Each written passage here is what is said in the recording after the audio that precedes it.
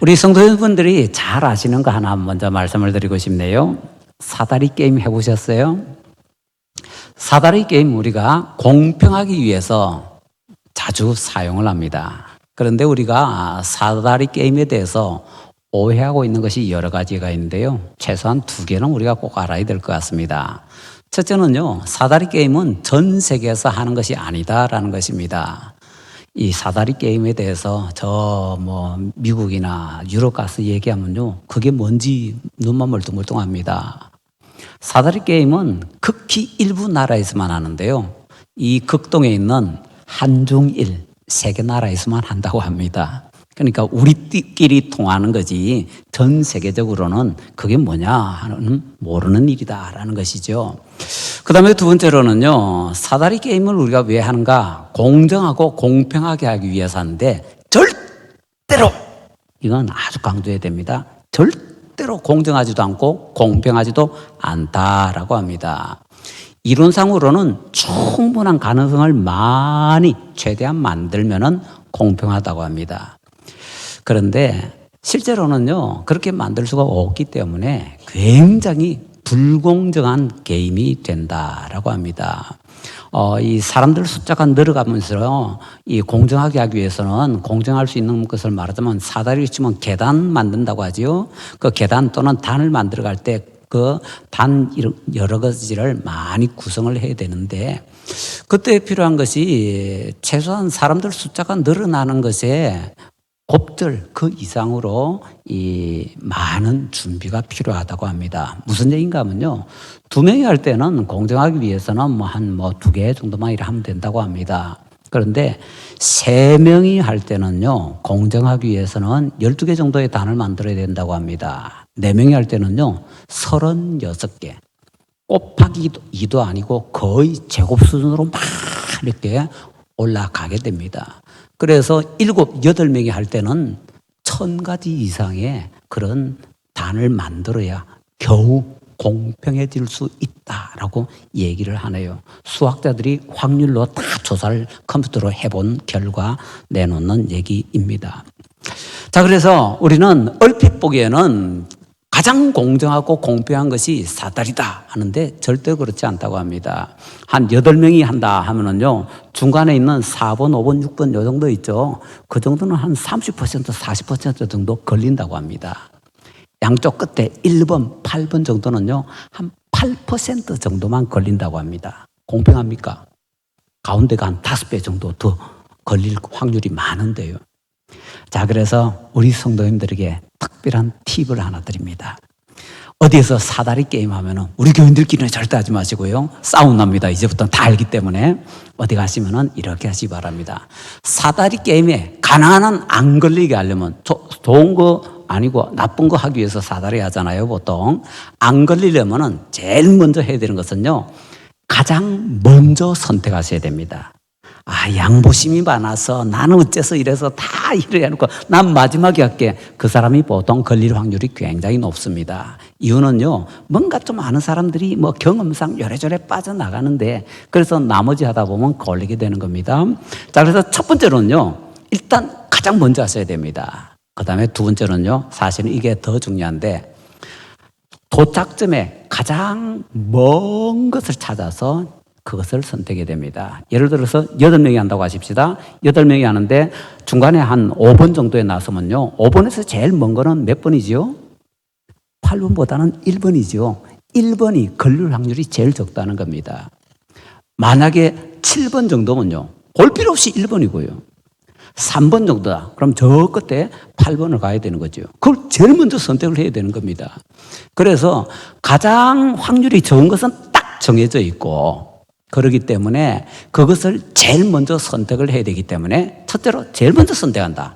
둘째로 그 밑에는 보여주잖아요. 중간은 가리고 밑에 딱 보고 몇 번에 있네. 그럼 거기서 뭐가 제일 멀지 하고 제일 먼데 딱 찍으면은 제일 안 걸린다. 이제부터 진주교회 성도님들은 사다리 도사가 됩니다. 자, 세상이 이렇게 우리가 생각하는 거하고 상당히 다릅니다. 그리고 이론적으로는요, 모든 것을 다 갖춰서 하기 때문에 이론적으로는 이런데 현실에서는 다 준비를 할 수 없기 때문에 드문드문하다 보니까 그래서 이론과 현실이 다른 경우가 굉장히 많다는 겁니다. 이론이 이런데 현실은 다를 수 있다라는 걸 우리가 꼭 명심을 하자라는 얘기입니다. 자, 그렇기 때문에 우리가 실제로 경험해 보면은 세상에서는 참 다른 것이 많이 있기 때문에 우리가 제대로 알기 위해서는요, 경험도 해봐야 되고 또 알기 위해서 노력도 많이 필요하다라는 것을 분명히 우리가 정리를 잘 해야 되겠습니다.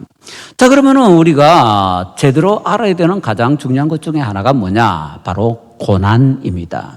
고난하면요, 우리는 벌써 거의 대부분 다 고난에 대해서는 부정적입니다. 그리고 싫어합니다.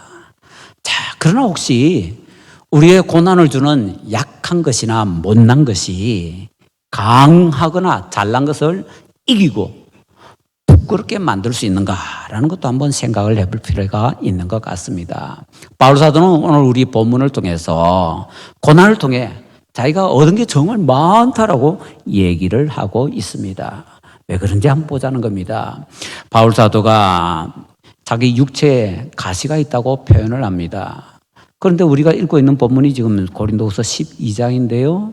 12장 앞에 11장 보면은 벌써 바울 사도는 무지무지한 고난을 받았다고 얘기를 하고 있습니다. 11장 23절부터 30절에 보면요, 거기에 보면은 바울 사도가 막 두드려 맞고 채찍질 당하고 감옥에 들어가고 돌에 맞아 죽었다가 살아나고 배가 난파되고 밖으로는 죽도록 고생하고 안으로는 시퍼렇게 멍들 정도로 어마어마한 고난을 당했다라고 얘기합니다. 남들은 평생 한 번 겪을까 말까 하는 일들을 수십 번 수백 번 겪은 사람이 바로 바울 사도입니다. 고난에 대해서는 도통했다 얘기를 할 수가 있는 사람입니다. 그런데 이런 바울 사도가 너무 힘들다고, 이거는 도저히 못 참겠다고 사탄의 가시라고 하면서 제발 이 가시 좀 없애주세요 라는 그런 고난이 있었다고 합니다. 그걸 지금 육체의 가시라고 표현했는데 정확하게 무엇이는지는 우리가 잘 모릅니다. 이런 병이었을 것이다, 뭐 저런 것이었을 것이다, 다들 상상으로만 얘기하고 있습니다. 그러나 중요한 것은 사탄의 가시라고, 사탄이 그냥 가지고 휘둘러대는 그런 가시라고 얘기할 정도로 그렇게 고생 많이 했던 바울 사도조차도 이건 내 도저히 못 참겠다고 얘기할 정도로 어마어마하게 고통스러운 것이었다. 그것 정도만 우리가 생각을 하십시다. 자, 그렇지만 우리 그리스도인들은요, 고난을 당할 때 할 수 있는 게 하나 있죠. 하나님 앞에 기도할 수 있습니다. 모든 시련의 뒤에는 하나님께서 계시기 때문에 하나님께서 이 시련의 문제를 좀 해결해 주시옵소서. 특별히 이 고난 때문에 문이 잠겨 있는데 이 고난의 문을 열 수 있는 열쇠 하나님께서 가지고 계시는데 제게 좀 허락해 주시옵소서라고 기도하면은요, 하나님께서 우리에게 분명히 응답해 주십니다. 그래서 어떤 분은 E.M. 바운저라는 분인데요, 이렇게 고백을 합니다. 놀라운 고백인데요, 기도는 하나님께서 하시는 모든 일을 할 수 있다. 정말 좋은 말이니까 우리가 한번 같이 따라해 봅시다. 기도는 하나님께서 하시는 모든 일을 할 수 있다. 다 붙여서 해볼까요?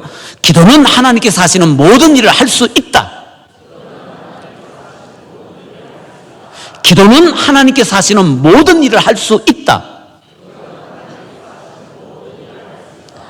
그 어떤 사람도 이것을 부정하지 않습니다. 기도는 하나님께서 하시는 모든 일을 할 수가 있습니다. 8절에 보니까 그래서 바울사도 하나님께 기도했다고 합니다. 그냥 기도하는 것이 아니라 3번씩이나 기도했다고 합니다. 여기 3번 기도했다는 것은 1번, 2번, 3번 이게 아니고요. 유대인들 말의 표현에 있어서는 어떤 때는 이 3번이 많이라는 뜻을 가질 때도 있습니다. 우리말에도 그런 게 있는 것 같은데요. 우리가 용서할 때 3번 용서한다 이럴 때 꼭 1번, 2번, 3번 숫자 세면서 합니까? 그냥 여러 번 이런 정도로 우리가 생각을 하지요. 자, 바로 그런 것처럼 이 3번은요, 많이라는 뜻이고 그냥 1번, 2번, 3번 횟수가 아니라 어떤 특별한 기도 작정을 크게 1번, 두 번, 세 번 이 정도 했다라고 생각을 하면 될 것 같습니다. 바울 사도는 이렇게 하나님께 기도했습니다. 그러면 당연히 하나님께서 그의 모든 문제를 해결해 주셔야 될 것 같습니다. 그런데 몸부림치면서 그렇게 열심히 기도하는 바울 사도에게 응답이 왔는데 조금 이상한 응답이 왔습니다. 내 은혜가 내게 족하도다. 다시 말하면 가시 안 빼주겠다는 말씀이지요. 이게 뭡니까 이게? 아니 성도가 기도하면 뭐든지 다 들어준다고 했잖아요. 기도는 하나님께서 하시는 모든 일을 다 할 수 있다고 했잖아요. 그런데 바울 사도는 지금 힘들어 죽겠다고 더 이상 못 참겠다고 하나님께 매달리는데 괜찮아. 내 은혜가 내게 좋게. 너 그거로 만족해. 이렇게 말씀하신다고 하니까 도대체 이게 말이 되는 소리인 것 같습니까? 그래서 오늘 우리는 왜 하나님께서 바울 사도에게 은혜 하나로 족하다라고 말씀하시는지 그걸 한번 살펴보자 하는 것입니다. 첫째로는요, 7절을 보니까 하나님의 은혜가 겸손하게 만들어주기 때문입니다. 사람들은요, 자기에게 뭔가 잘난 것이 있다 싶을 때는 교만해집니다. 참 신기합니다. 평소에는 자기가 별거 아니라고 이러다가요, 자기보다 조금 못하다 싶은 사람 보이면은 바로 그냥 어깨가 올라갑니다. 심지어는 이런 경우도 있더라고요. 교회 예배 시간에 늦어가지고 발 뒤꿈치 들고 고개 숙이고 움츠러가지고 살살 이렇게 걸어 들어오고 있는데 자기 뒤에서 발자국 소리가 납니다. 그랬더니 발 뒤꿈치가 바닥에 닿고 어깨도 쫙 펴집니다. 왜? 내 뒤에 있다는 것이요. 나보다 더 못난 사람이. 와, 사람은 이렇게 말도 안 되는 걸 가지고요, 도토리 키재기 하면서 교만합니다. 그런데 진짜로 받은 것이 많은 사람은 어떨까요? 바울사도 같은 사람. 하나님께 어마어마하게 많은 것을 받은 사람. 그래서 귀하게 쓰임만 받는 사람. 아마 교만하려고 하면요, 하늘 끝까지 올라갈 것 같습니다. 그런데 하나님께서는 우리에게 이렇게 경고하십니다. 베드로전서 5장 5절에 보니까요, 하나님은 교만한 자를 대적하시되 겸손한 자들에게는 은혜를 주시느니라. 혹시 하나님께서 대적하신다라는 표현이 성경에 많이 나오는지 한번 생각해 보세요. 거의 없습니다. 그런데 하나님께서 대적하신다는 것은 하나님께서 원수가 되신다는데요, 하나님께서 원수가 되신다고 대놓고 지금 성경에 기록된 구절인데 뭐냐? 도대체 어떤 사람이야? 살펴보니까 교만한 사람이라고 합니다. 교만은요, 하나님께서 무지무지 미워하신다라는 것을 알 수가 있습니다. 그래서 우리는 이렇게 정리할 수 있지요. 교만은 하나님을 나의 원수로 만들고 겸손은 하나님을 나의 후원자로 만든다. 그래서 겸손은 하나님의 복받는 그릇이고 교만은 하나님의 복받는 그릇을 깨버리는 망치다. 뭐 이렇게도 생각을 해볼 수 있을 것 같습니다. 그런데 문제는요, 그 중요한 겸손이 쉽게 얻어지지 않는다라는 것이지요. 어떤 지역에서 뭐 강바닥에서 금이 발견됐다 이래가지고 뭐 금조각 주스러 간다 뭐 별별 소리도 다 들리고 뭐 개인이 뭘 준비해서 뭐 금을 다시 녹여가지고 어쩌고저쩌고 뭐 이렇게 얘기들을 하고 있던데요. 그런 얘기들을 보면은 금이라는 것이 순금을 얻기 위해서는 용광로가 필요하다라는 것을 알 수가 있습니다. 그냥 강바닥이나 산 이런 데서 주선 이 금조각이라고 하는 것은요, 그 자체는 쓸모가 없습니다. 그걸 용광로에서 재련을 해야 됩니다. 그래서 불순물을 다 빼야 순금이 돼야 그게 가치를 이제 얻을 수가 있게 되는 것이지요. 사람도 마찬가지입니다. 사람은 교만 덩어리이기 때문에요, 이 용광로에서 이 교만을 좀 떼내야 됩니다. 근데 사람의 교만이 떼내지는 용광로가 뭐냐? 그게 고난이라고 합니다.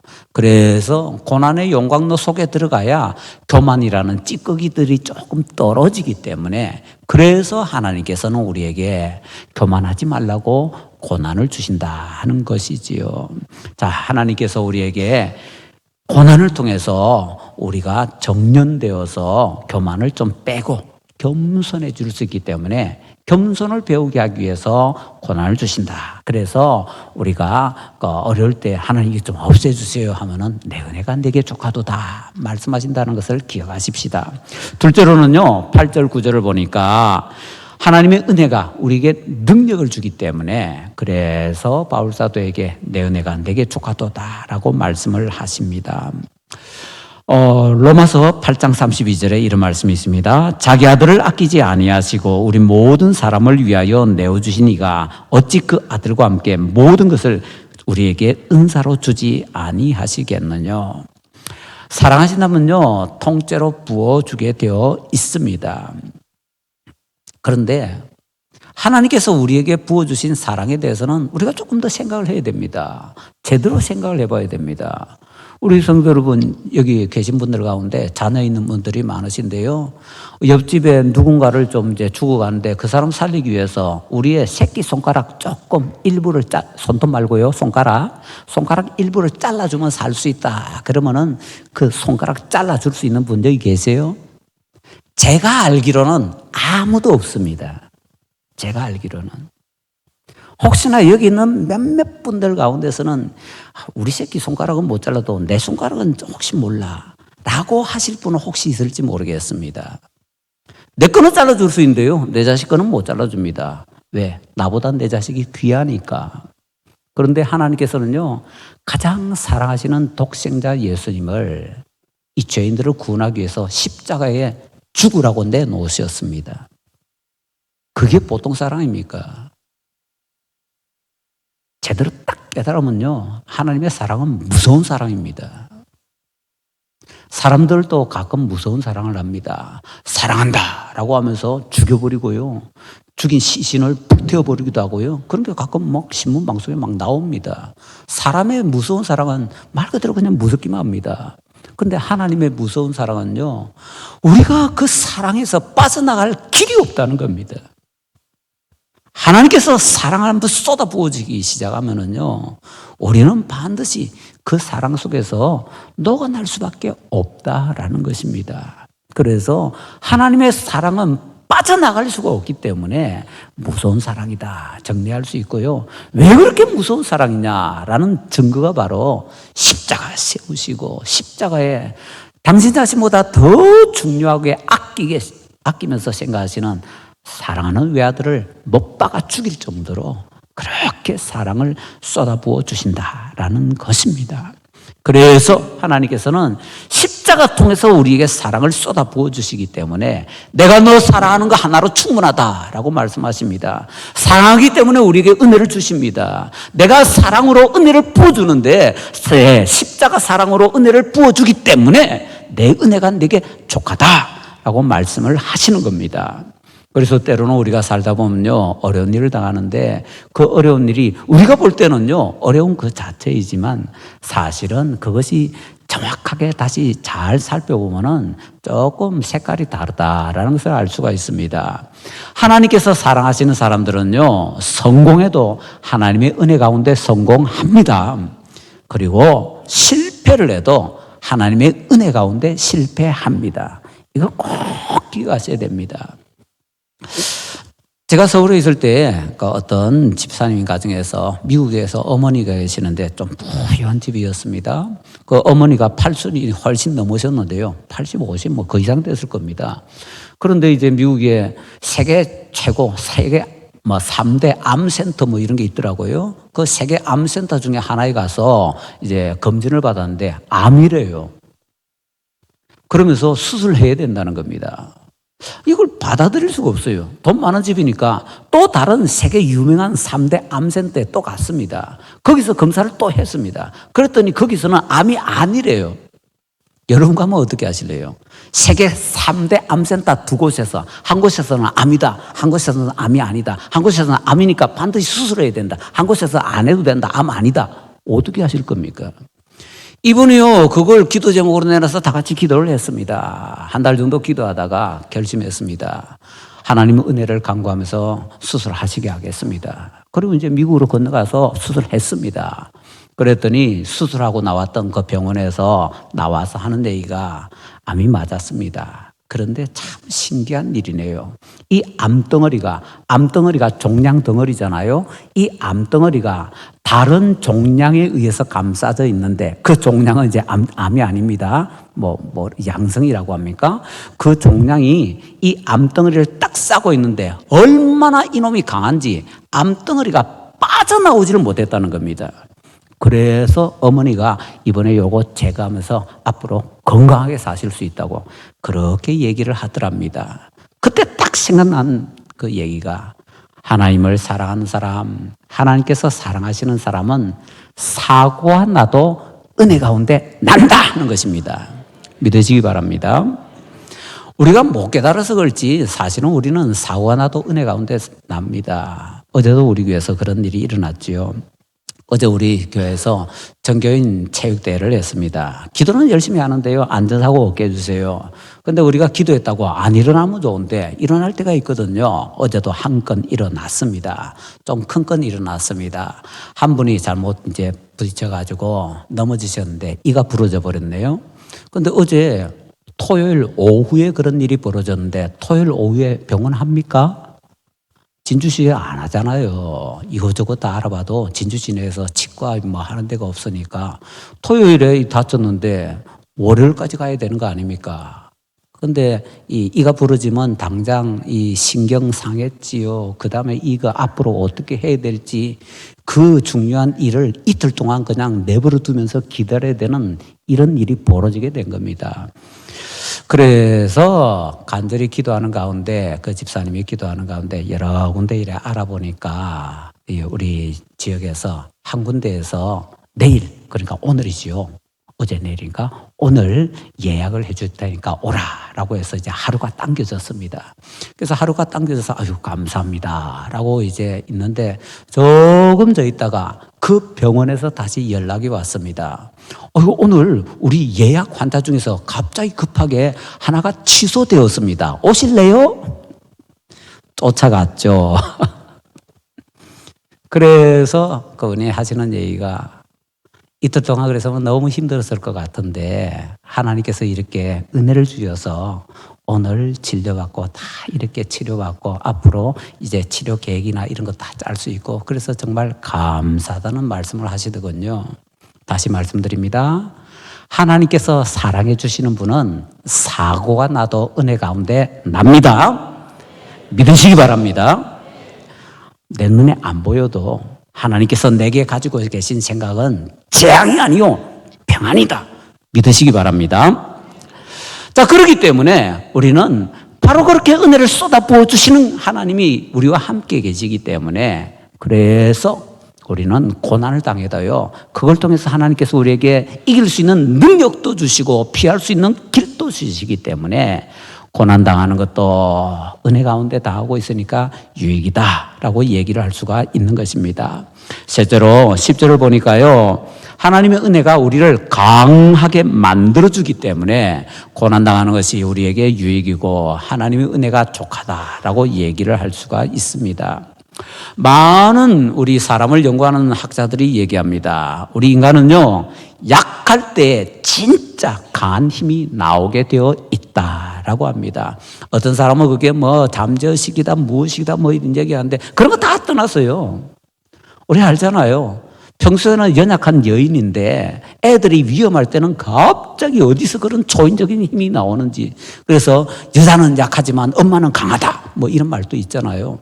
그게 진짜 약할 때 대단한 힘이 나오게 되어 있는 것입니다. 정확하게 말하자면요 지금 우리가 가지고 있는 문제는 너무 약하기 때문이 아니라 너무 강하기 때문입니다.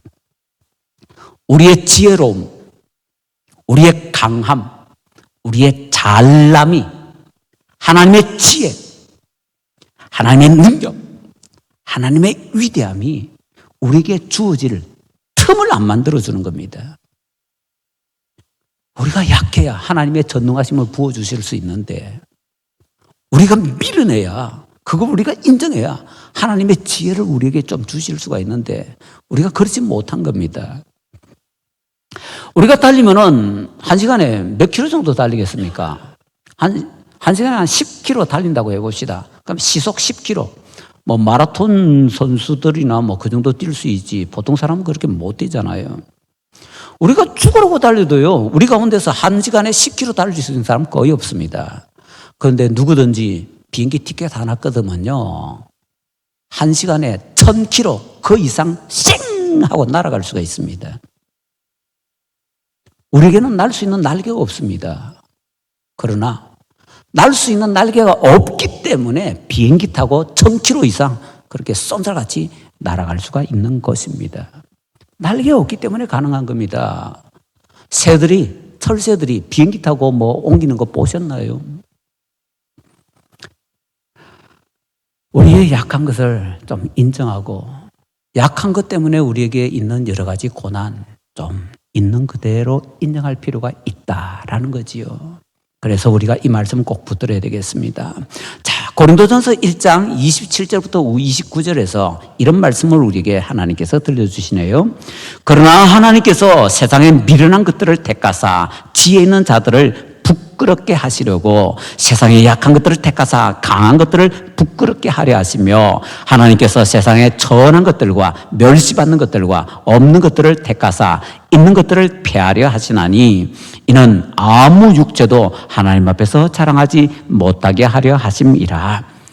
자, 그래서 우리의 질병, 우리의 약점, 우리의 실패 모든 것들이 하나님을 만나기만 한다면은, 하나님께 드리기만 한다면은 우리의 큰 자산이 될 수 있다 하는 것을 믿으시기 바랍니다. 전인 치유가 요즘 유행합니다. 국제 WHO입니까? 그런 데서는 사람에게 이제 육체만 있는 것이 아니라 영적인 부분도 있다 이래가지고 지정의 그 다음에 영 이렇게 네 가지로 구분하기도 이상한 그런 게 다 나오고 있던데요. 중요한 것은 이런 전인 치유라는 것을 세계적으로 많이 확산하도록 만든 선구자 중에 웨스터빅이라는 사람인데 이렇게 얘기했다는 겁니다. 인간이 가장 강하고 건강할 때는 교회에 나와 예배 드릴 때다. 무슨 얘기입니까? 교회 나서 예배 드릴 때는 하나님 저 못났습니다. 하나님 저 연약합니다. 하나님 저 모자랍니다. 보잘것없습니다. 부족합니다. 인정하니까 하나님 앞에 나와서 예배 드리는 거지. 내가 하면서 자랑할 것이 있으면 여기 나와 계시겠습니까? 오늘같이 좋은 날 산으로 들러 나가셔야지요. 하나님의 은혜는 우리를 겸손하게 만들어줍니다. 능력 있게 만들어줍니다. 강하게 만들어줍니다. 그렇다면 우리가 고난당할 때 어떻게 해야 될까요? 어떤 사람은 이렇게 얘기하더라고요. 우리가 고난당할 때는 세 가지 태도를 가질 수 있는데 그것을 세 가지 사람으로 정리를 할 수 있다고 합니다. 첫 번째는 도피하는 사람이라고 합니다. 어려움만 만나면 같이 있었는데 사라지는 사람이 있습니다. 그런 사람을 그만두고 도망간다 해서 영어로는 퀴터라고 하더군요. 두 번째 사람은 안주하는 사람입니다. 그냥 그 고난 앞에 퍼질러 앉아가지고 그냥 뭉개고 있는 겁니다. 고난 해결할 생각도 없습니다. 그냥 그 앞에 있는 겁니다. 그래서 그냥 텐트 치고 산다 해서 캠퍼라고 하더군요. 세 번째 사람은요, 그 고난을 그냥 맞대면 하는 사람이라고 합니다. 고난이라는 산이 있다면 그 산을 그냥 타고 넘어간다는 겁니다. 등산한다. 그래서 클라이머라고 하더군요. 고난에 대해서는 이런 세 가지 자세가 있다라고 합니다. 우리가 고난에 맞서서 살아가기 위해서는 퀴터가 아니라 캠퍼가 아니라 클라이머가 될 수가 있어야 된다는 것이지요. 바울 사도는 고난을 맞대면했습니다. 클라이머가 되었습니다. 그리고는 열심히 그 고난에 부딪혔습니다. 그러다가 도저히 해결할 수 없는 그런 엄청난 고난을 만났을 때 주님 앞에 없애달라고 좀 기도를 했다가 하나님께서 내 은혜가 내게 족하다라는 말씀을 들었습니다. 그러자 바울 사도가 확 바꿔버립니다. 자신의 고난을 바꿀 수가 없으니까 자신의 태도를 확 바꿔버립니다. 그 태도가 뭡니까? 우리 본문에서 얘기하지요. 9절 하반절에 그러므로 도리어 크게 기뻐함으로 나의 여러 약한 것들에 대하여 자랑하리니 기뻐하리니 자랑하리니 10절에서 그러므로 내가 그리스도를 위하여 약한 것들과 능욕과 궁핍과 박해와 곤고를 기뻐하노니 이제는 그 고난 때문에 울고 있지 않다는 겁니다. 이제는 그 고난을 기뻐하며 자랑한다. 라고 얘기를 하는 것입니다.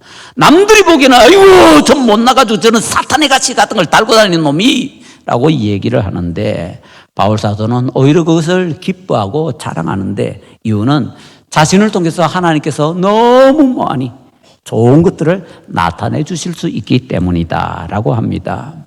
세상에는요, 우리가 생각하는 것과 다른 것이 참 많이 있습니다. 놀랍게도 육상에 800m, 1500m, 1000m, 마라톤 이런 중장거리에서는요, 장애인 휠체어 선수들이 정상적인 선수보다 더 좋은 기록을 가지고 있다고 합니다. 시각장애인들이 주도하고 있는 수영에서도 비슷하다고 합니다. 놀랍게도 시각장애인들이 비장애인 선수 비슷한 실력을, 그런 성적을 나타내는 사람들이 제법 많이 있다고 합니다. 특히 수영은 뺑뺑이 돌아야 되잖아요. 앞도 안 보이는 사람이 그걸 어떻게 턴을 합니까? 근데 그 턴을 해가지고 정상이 비슷한 그런 수준으로 경기 기록을 낸다는 것입니다. 우리는 고난에 대해서 보통 너무 부정적으로 생각합니다. 너무 싫어합니다. 그런데 그 고난이 오히려 우리가 발전할 수 있는 도약대가 될 수 있다라는 말씀을 받아들이십시다. 하나님 만날 때에 가능한 것입니다. 내 은혜가 내게 족하도다. 주님의 말씀을 인정하면서, 예, 주님 저 못났습니다. 볼면서 못났습니다. 이게 아니고요. 예, 주님 정말 제가 못났습니다. 저 부족합니다.